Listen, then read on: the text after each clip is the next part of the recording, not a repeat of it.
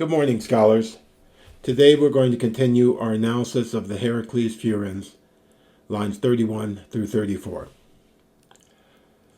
Hu tauton onoma pais patros kεκλημένος, kadmeios ukon al abuboios mολών, tene kreonta kai tanon archetonos, stase nosousan ten ἐπεσπίπτωThe pollen. Again.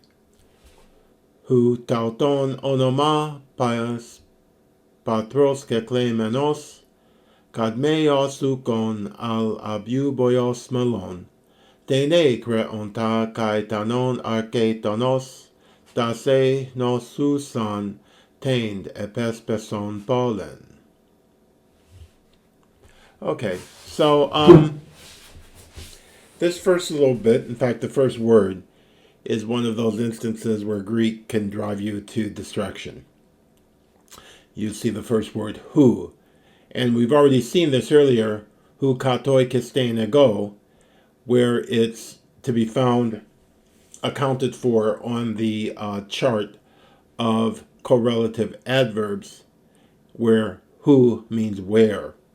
But that's not what it means here, and I just want to show you some of the morphology where identical letters can mean different things.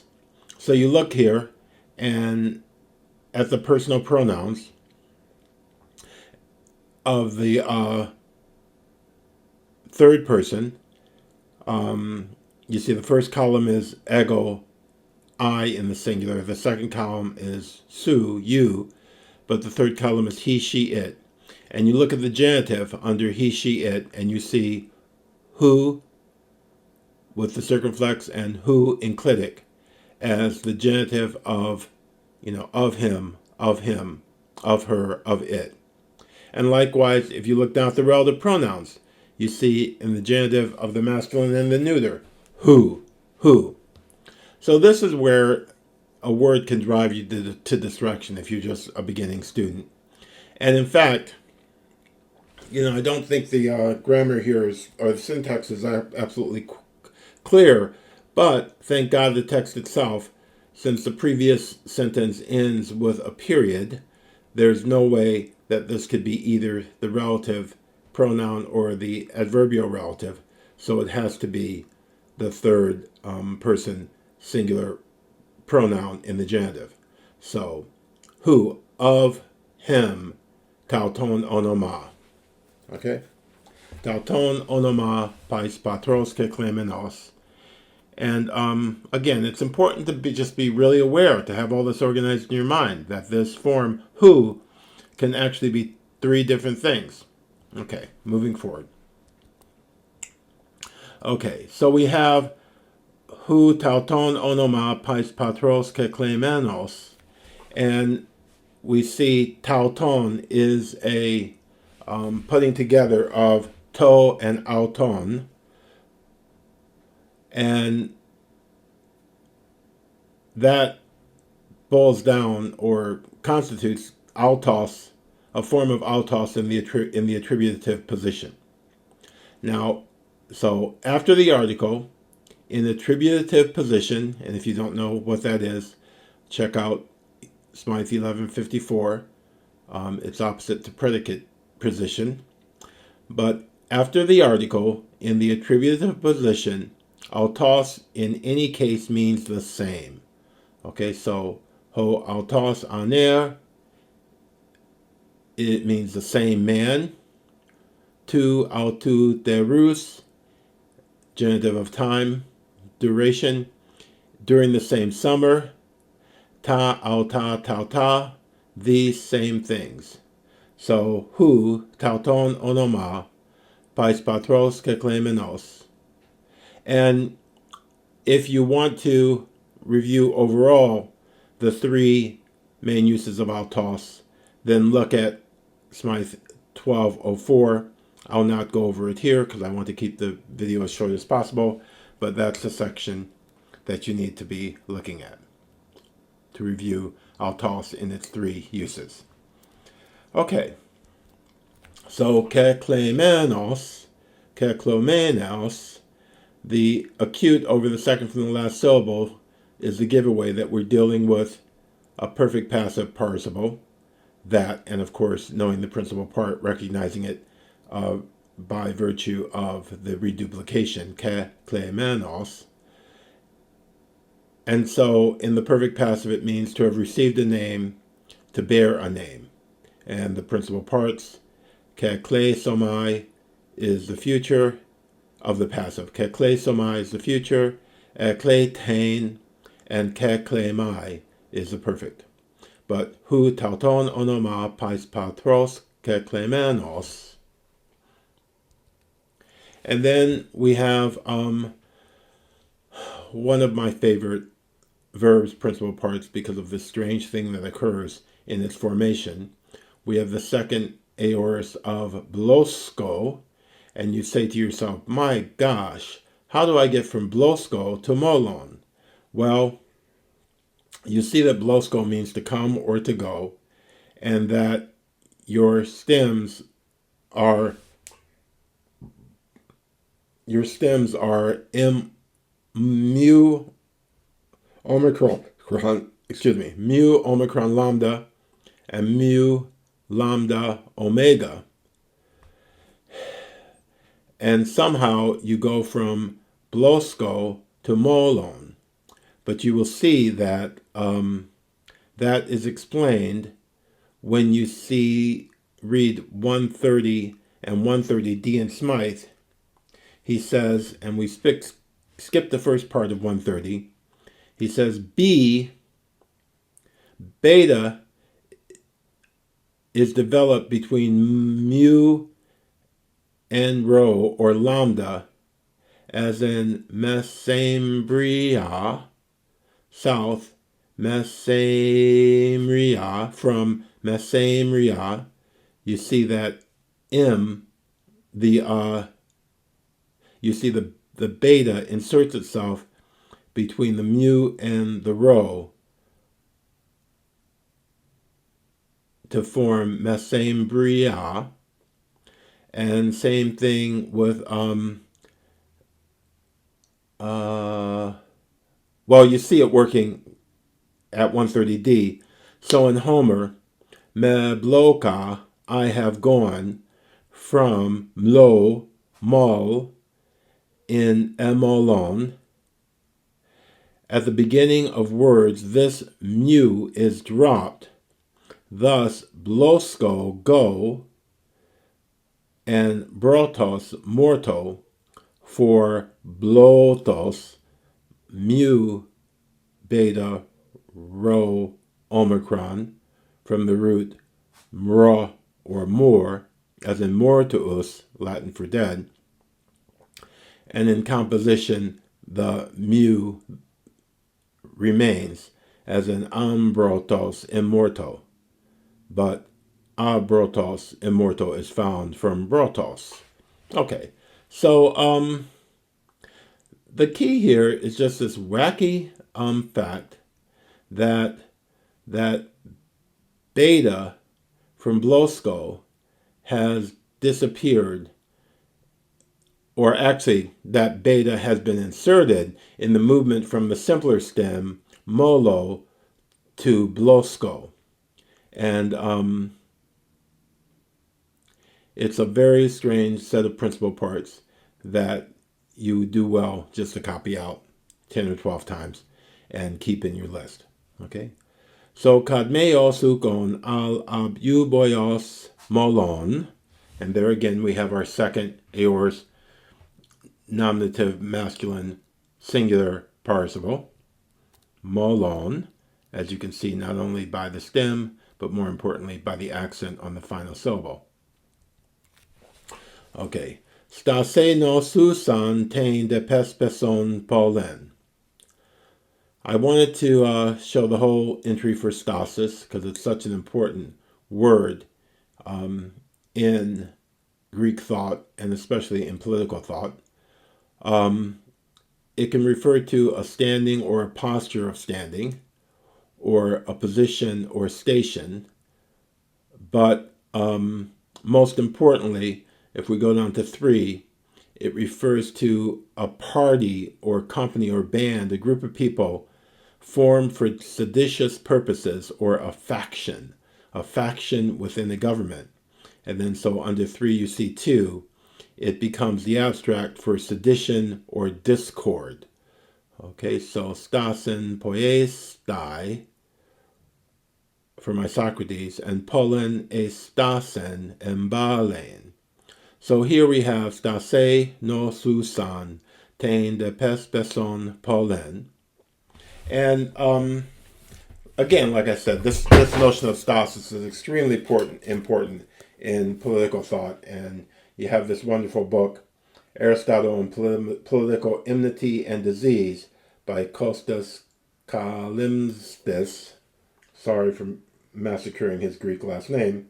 But in Inquiry into Stasis, a wonderful account of Aristotle's treatment of basically, dissension within body politic. Very relevant for our times. Okay, so stasis, sedition or discord. And noseo is to be sick or ill. You know this, the title of this book, on political enmity and disease. So the Greek political thinkers really did see stasis as a disease of the body politic. Okay, noseo, to be sick or to be ill, and the future noseso, as you would expect from an epsilon contract verb. But stase nosusan ten epespeson pollen. I like this line because we have in this line the display of 2 of the 3 main uses of the participle.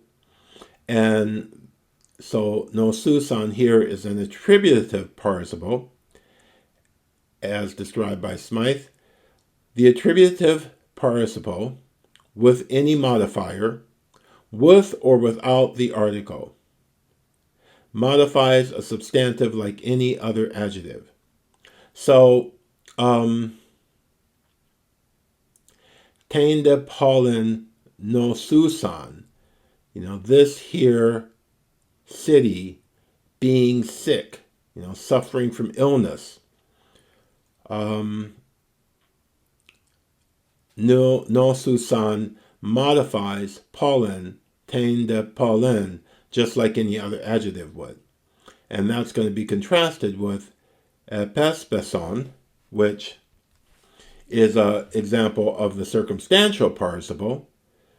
And a circumstantial participle is added without the article to a noun or pronoun to set forth some circumstance under which an action, generally the main action, takes place. So, a circumstantial participle thus qualifies the principal verb of the sentence, like an adverbial clause or a supplementary predicate. So, the example here, metatauta epe, afterwards he said, with gelon epe. Compare metatauta epe, afterwards he said, with gelon epe, he said laughingly. Such participles usually have the force of subordinate clauses added to the main verb by conjunctions denoting time, condition, cause, etc. But may often be rendered by adverbial phrases or even by a separate finite verb, which brings out distinctly the idea latent in the participle. The circumstantial participle has no article, and that's the key point, because the attributive participle can either be with or without the article, but the circumstantial participle has no article, and in agreement with a noun and its article, it stands before the article or after the noun. And if you look up predicate position, that's just how predicate position works. By the agreement of the participle with the noun or pronoun, the predicate of the sentence is more exactly defined. So, tene creontai kai tanon arche donos. Okay, he came to rule the city. He came to rule the land. Okay, ἐπεσπίπτω, which is from ἐπεσπίπτω, to assault or attack. So having attacked this here sick city. Okay, so ἐπεσπίπτω is a circumstantial participle, which adds further qualifies the action of the main verb of this bit. Okay. Now, what about stásι? Stásι, I think you could classify as a dative of accompanying circumstance. You see Smythe 1527. The dative, usually of an abstract substantive, and we saw that stásις is an abstract for discord, faction, may denote the accompanying circumstance and manner. A, the substantive has an attribute, so this first example, pole boe pros kento, they attacked with loud shouts, or panti stene, with all one's might. But very often, B, many particular substantives have no attribute and are used adverbially. So this is what we have here. Stásι adverbially affecting, or adverbially defining the verbal idea inside of νοσέωThe. So these examples, stein dromoi, to run at full speed. Ba, by force. Dk, justly. Doleoi, with craft or guile. To ergoi, in fact. Hesuke, quietly. So here we have, being sick, with discord. And so I think that this adverbial, and I said way earlier that I consider the dative to be almost identifiable as an adverbial case, just like the genitive is an adjectival case. Here we see that usage of the dative in stásι νοσέωThe.